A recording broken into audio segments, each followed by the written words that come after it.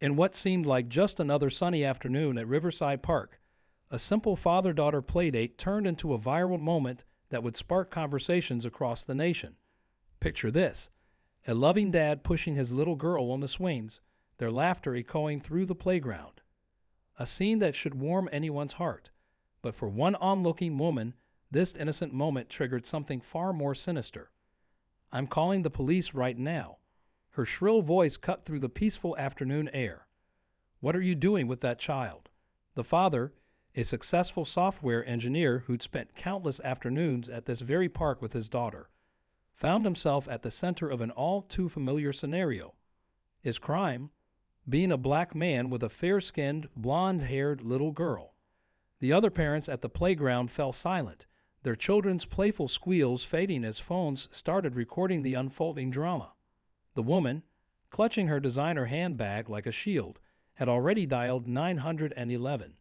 "There's a suspicious man here with a child who clearly can't be his," she stammered into her phone, her voice trembling with misplaced conviction. What happened next would leave the internet speechless.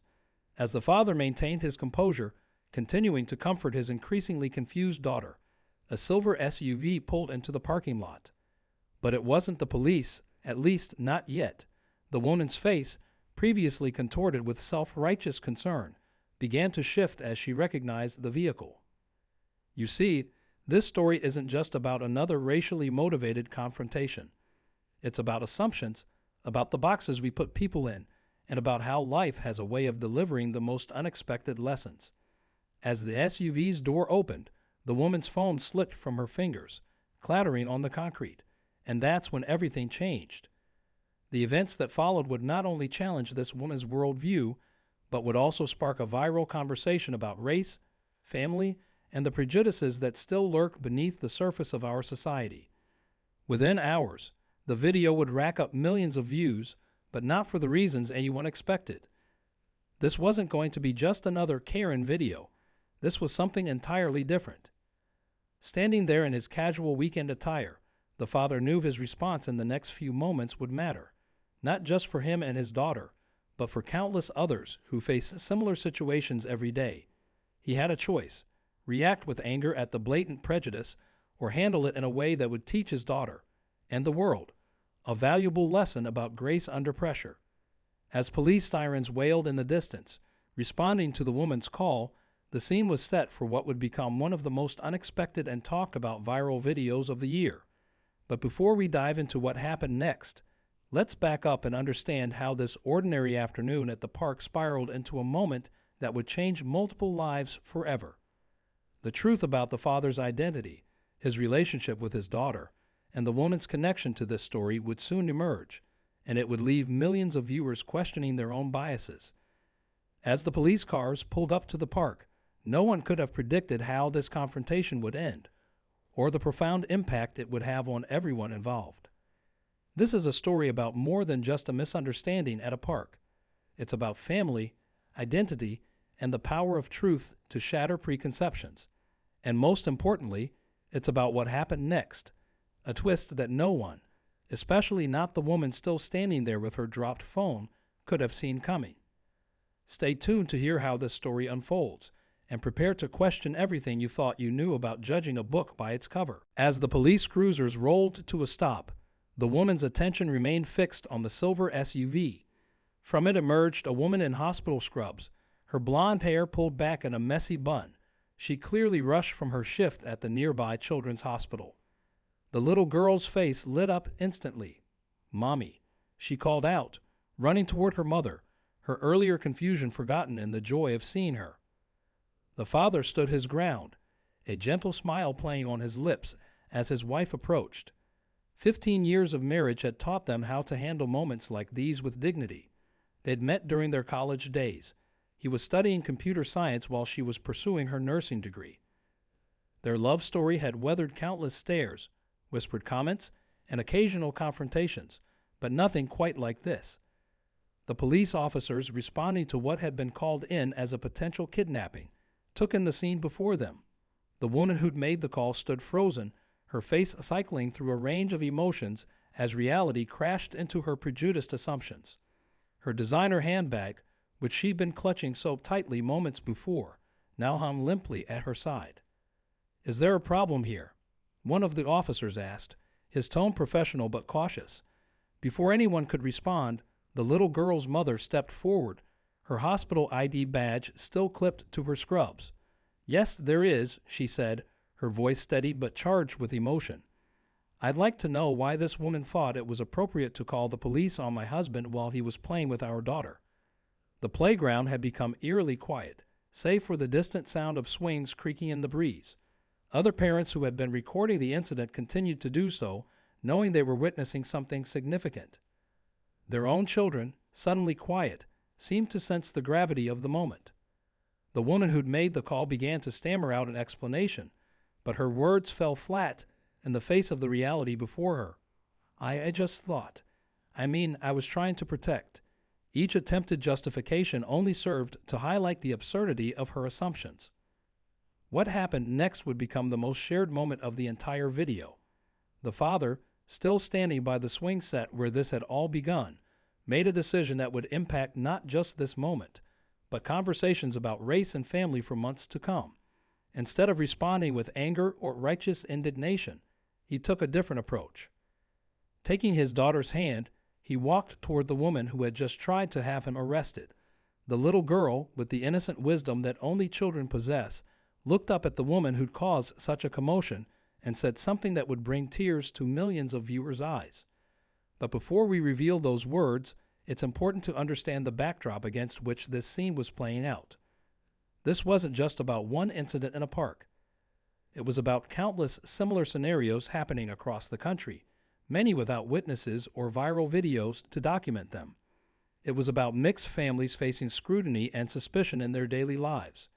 It was about the assumptions we make and the stories we tell ourselves when we see something that doesn't fit our preconceived notions. The father, a respected member of his community and a volunteer youth mentor, had spent years helping bridge divides and break down barriers. His wife, dedicated to saving children's lives in the pediatric ICU, had witnessed firsthand how love transcends all boundaries. Their daughter, growing up in a home filled with love and understanding, was about to demonstrate wisdom beyond her years. As the woman who'd made the call began to realize the magnitude of her mistake, the next few moments would unfold in a way that no one present would ever forget. The little girl, just 6 years old but wise beyond her years, looked up at the woman and said, "My daddy says we should always try to understand why people are scared before we get mad at them." Her words, spoken with childhood innocence, cut through the tension like a ray of sunshine through storm clouds. The woman's hands began to tremble, and tears welled up in her eyes. But what happened next revealed layers to this story that no one could have anticipated. As the woman struggled to maintain her composure, a teenage boy approached from across the playground. He'd been recording the entire incident on his phone, but there was something different about his demeanor, something that suggested he knew more than he was letting on. The father, still holding his daughter's hand, noticed a familiar pendant hanging from the woman's neck. It was identical to one he'd seen just last week during a community outreach program he led at the local youth center. The recognition sparked a memory that would change the entire narrative of this confrontation. Meanwhile, the police officers, who had been watching the scene unfold, received a call on their radio. The dispatcher's voice crackled through with information about the woman who had made the 911 call, information that would add another shocking dimension to this already complex situation. The mother, still in her hospital scrubs, stepped closer to her husband and daughter, but her expression had shifted from anger to something more complex. As a pediatric nurse, she'd seen countless families in crisis, and something about the woman's reaction was setting off her professional instincts. This wasn't just about prejudice. There was something deeper at play. Other parents at the playground had formed a loose circle around the scene, their phones still recording, but their faces showed they were witnessing something far more profound than just another viral moment. The woman's tears had given way to quiet sobs, and she kept looking at the father and daughter with an expression that seemed to hold years of unspoken pain. The teenage boy who had approached earlier cleared his throat and said, "I think I need to show you something." He held up his phone, but it wasn't just another recording of the incident. On his screen was a newspaper article from 15 years ago, and the headline alone was enough to make everyone gasp. The father's eyes widened as he read the headline. His grip on his daughter's hand tightened slightly, not from fear, but from the sudden weight of understanding that crashed over him. The woman who had called the police was connected to this story in a way that no one could have imagined. As the police officers moved closer to see what had caused such a reaction, the woman finally found her voice. "I never thought," she began, her words catching in her throat. "I never thought I would see." But before she could finish, another car pulled into the parking lot, and the person who stepped out would bring all the pieces of this puzzle together. The tension in the air was electric. The father looked from the newspaper article to the woman, then to the approaching figure from the parking lot. His daughter, sensing the gravity of the moment, squeezed his hand and whispered something that only he could hear, words that would soon give this story its most powerful twist yet. The mother, having read the article over her husband's shoulder, suddenly understood why her hospital ID badge had caught the woman's attention earlier. The connection was almost impossible to believe, but there it was, written in black and white on the teenager's phone screen. Everyone present was about to learn that sometimes the deepest prejudices mask even deeper pain, and that healing can come from the most unexpected moments of confrontation. As the person from the newly arrived car walked toward them, the true story behind this park encounter was about to be revealed. The person walking toward them was Dr. Sarah Chen, the head of pediatric trauma at the same hospital where the mother worked. But she wasn't here by coincidence. The article on the teenager's phone told a story from 15 years ago, a tragic car accident that had torn apart two families and left behind wounds that never properly healed. The woman who had called the police was trembling now, her eyes fixed on Dr. Chen. "You were there that night," she whispered, her voice barely audible. "You were the one who—" She couldn't finish the sentence, but she didn't need to. Dr. Chen nodded slowly, her presence adding another layer to this already intricate story. The father's expression shifted as the pieces began falling into place. 15 years ago, before he met his wife, he had been a volunteer at the same hospital, working nights while pursuing his degree. That fateful night, he had been there too, though in a different role, one that connected him to this woman in a way he never could have imagined. The teenage boy, still holding his phone, stepped forward. "I've been doing research for a school project about community heroes," he explained. "When I saw what was happening here, I recognized you both from the article." He turned to the father and the woman who had called the police. "You were both there that night, weren't you? But you never knew each other's faces." The little girl, still holding her father's hand, looked up at the adults around her. The tension in the air was thick with unspoken histories. "Daddy," she said, loud enough for everyone to hear, "is this about the story you tell me about the angel at the hospital?" That innocent question caused the woman to gasp. Her designer handbag slipped from her grasp, spilling its contents onto the playground surface. Among the scattered items was a worn photograph, one that would reveal the final piece of this extraordinary puzzle. Dr. Chen bent down to help gather the spilled items, but when she saw the photograph, she froze. The mother, recognizing something in Dr. Chen's reaction, moved closer to look. The image in the photograph would explain everything: the woman's fearful reaction at the park, the father's recognition of her pendant, and the reason Dr. Chen had arrived at this exact moment. The police officers who had been standing back observing suddenly received another radio call. The dispatcher's voice carried information that connected directly to the story unfolding before them, adding yet another unexpected dimension to this already complex situation. As the warm afternoon sun cast long shadows across the playground, the truth about what had really brought these people together was about to emerge. It wasn't just about a misunderstanding at a park, or even about racial prejudice. It was about a night 15 years ago that had changed multiple lives forever, and how fate had orchestrated this moment for healing in the most unexpected way. The woman who had called the police looked at the father again, but this time with different eyes. The recognition that had been building finally crystallized into understanding. She opened her mouth to speak, but the words that came out were not what anyone expected. They were words that would reveal how deeply connected their lives had been all along, without either of them knowing it. Dr. Chen stepped forward, holding the photograph where everyone could see it. The little girl's eyes widened as she recognized something in the image that even the adults hadn't noticed yet. What she was about to say would bring this story full circle in a way that would leave millions of viewers in tears. The photograph in Dr. Chen's hands showed a hospital room from 15 years ago. In it, a younger version of the father, then a hospital volunteer, was comforting a grieving woman, the same woman who had just called the police on him. That night, she had lost her young daughter in the tragic accident. What she never knew was that the kind volunteer who had stayed with her through the darkest hours of her life was a black man, because she had been temporarily blinded by her injuries. "You're the angel," she whispered, recognition flooding her face. "You stayed with me all night. You held my hand and told me stories about your dreams of having a family someday." Her voice cracked with emotion. "I never saw your face. I just remembered your voice, your kindness." The father's expression softened with remembrance. "Room 424, third floor," he said quietly. "You told me about your little girl's favorite bedtime story, the one about the rainbow fish who learned to share." His words caused the woman to cover her mouth, tears flowing freely now. Dr. Chen stepped forward. "I kept this photograph all these years," she explained. "It reminded me why I became a doctor, because of what I witnessed that night. The humanity, the compassion, the way two strangers connected in a moment of unimaginable pain." The little girl, still holding her father's hand, suddenly pointed at something in the photograph that everyone else had missed. In the background, barely visible through the hospital room's window, was a rainbow, the same kind of rainbow that was now forming in the sky above the playground, as the late afternoon sun broke through a light drizzle that had begun to fall. "Look, Daddy," she exclaimed.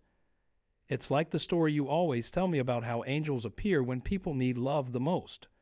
Her innocent observation brought fresh tears to everyone's eyes. The woman who had called the police walked slowly toward the father and his daughter. "All these years," she said, her voice trembling, "I've been carrying this pain, this fear of losing someone else. When I saw you with your daughter, I wasn't really seeing you at all. I was seeing my own fear, my own loss." The mother, still in her hospital scrubs, touched the woman's shoulder gently. "I understand now," she said. "You weren't acting from hate. You were acting from a place of unhealed trauma." As a pediatric nurse, she had seen countless times how pain could manifest in unexpected ways. The police officers, who had witnessed everything, stepped forward with something unexpected of their own. One of them recognized the woman. She had been volunteering at the police department's child safety programs for years, channeling her grief into protecting other children. But the final twist came from an unexpected source. The teenage boy, who had been quietly recording everything, revealed why he had really been at the park that day. He was the younger brother of the woman's lost daughter, now grown up. He had been searching for the angel from the hospital for a school project about everyday heroes, never imagining that fate would bring them all together like this. As the rainbow brightened in the sky above them, the father did something remarkable. He reached into his pocket and pulled out a small, worn book, The Rainbow Fish. He had carried it with him every day since that night at the hospital, using it to teach his own daughter about compassion and understanding. The woman's eyes filled with recognition. It was her daughter's copy of the book, the one she thought had been lost forever in the accident. She had given it to him that night, saying through her tears that she wanted it to bring joy to another child someday. And there, in the middle of a playground where prejudice had nearly torn people apart, healing finally found its way home. The father handed the book to the woman, who opened it with trembling hands to find a child's drawing on the last page. A rainbow, a fish, and the words, "Love makes all people family," in a young girl's handwriting. The story would go viral not just for its initial conflict, but for its powerful message about how love, understanding, and fate can weave together the most unlikely of lives. It reminded millions that sometimes our greatest prejudices mask our deepest wounds, and our greatest healing comes when we least expect it. In the days that followed, the video of what happened at Riverside Park spread across social media platforms, but not for the reasons anyone might have initially expected. Instead of adding to the countless viral Karen confrontations, it became a powerful story of healing, understanding, and the unexpected ways our lives interconnect. The woman, whose name would be respectfully kept private, began attending the father's community outreach programs at the youth center. She shared her story openly, transforming her experience of loss and fear into a message of hope and connection. The pendant she wore, the one the father had recognized, turned out to be a memorial piece containing a photo of her lost daughter, a reminder that love persists even through our deepest wounds. The teenage boys' school project evolved into something much bigger. What started as research about local heroes turned into a documentary about how trauma can shape our perceptions and how healing often comes through confronting our unconscious biases. His video included interviews with Dr. Chen, who shared how that night 15 years ago had influenced countless lives in ways no one could have predicted. The father and mother continued their work, he in software engineering and community mentoring, she in pediatric nursing, but now with an even deeper understanding of how their mixed-race family could help bridge divides in their community. Their daughter, wise beyond her years, started bringing the rainbow fish to school for story time, telling her classmates about how one book helped heal hearts and bring people together. The police officers who responded that day implemented a new training program at their department, using this incident as a case study in how to approach situations with awareness of underlying trauma and the potential for healing rather than confrontation. The woman became a regular speaker at these training sessions, sharing her journey from fear to understanding. Dr. Chen hung a copy of that 15-year-old photograph in her office, but now with an addition, a new picture taken at the park that day showing all of them together under the rainbow. It served as a reminder to her patients and their families that hope can emerge from the most painful circumstances, and that healing often comes in unexpected forms. The incident sparked important conversations in the community and beyond about how trauma can manifest as prejudice, and how understanding someone's story can transform a moment of conflict into an opportunity for connection. Social media users who initially clicked to witness another confrontation instead found themselves reflecting on their own biases and unhealed wounds. As for the Rainbow Fish book, it found a new home in the children's section of the local library, where the father and the woman take turns reading it during weekly storytime sessions. They added a special inscription inside: "For all the angels who appear when we need them most, and for all the hearts brave enough to heal." The story could have ended as just another viral video of racial prejudice in America. Instead, it became a testament to the power of human connection and the healing that becomes possible when we look beyond our first judgments to see the pain, love, and hope that unite us all. And there, in a playground where misconceptions nearly tore people apart, a new tradition began. Every year, on the anniversary of both the tragic accident and the day of their unexpected reunion, families gather for what they call Rainbow Fish Day, a celebration of healing, understanding, and the remarkable ways love can bridge any divide. As this story comes to an end, perhaps its greatest message is that sometimes our deepest wounds can lead us to our most meaningful connections. In a world quick to judge and slow to understand, this reminder that every stranger has a story, every prejudice masks a pain, and every conflict holds the potential for healing becomes more valuable than ever.